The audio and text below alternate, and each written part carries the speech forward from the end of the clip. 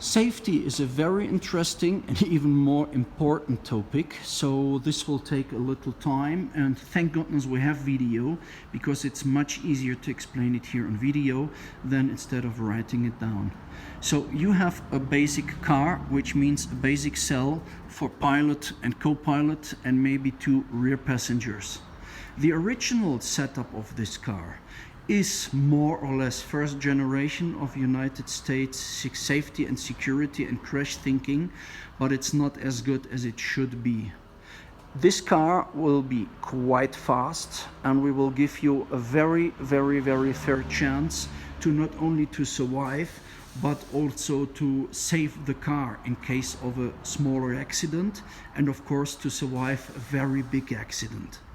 This concept is based on several criteria. First, of course, we will build a roll cage around the door frame to the rear and underneath the dashboard also to the front, combined with the weak point to eliminate the weak point of the car, which is more or less over there, and in the door frame lower. Now, the idea, which took me a long time to make it happen, is to keep your original interior, which is so nice and red, and this is not a real race car, this is a toy.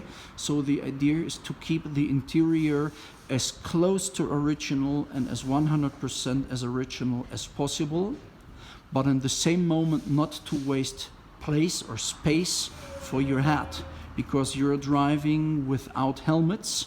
So we need to make sure that your hat, in any case of any accident, will never ever be able to touch the roll cage, which would then not be a safety device but would kill you.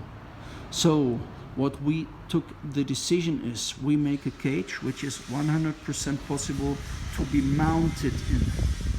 We will make some bases, some mounts in the front, in the middle and in the rear and underneath the dash, where we are there underneath the dash, so that the cage can be put in after the interior, the original interior, is put in again, which will be looking amazing because this cage will be painted very nice, color of your choice.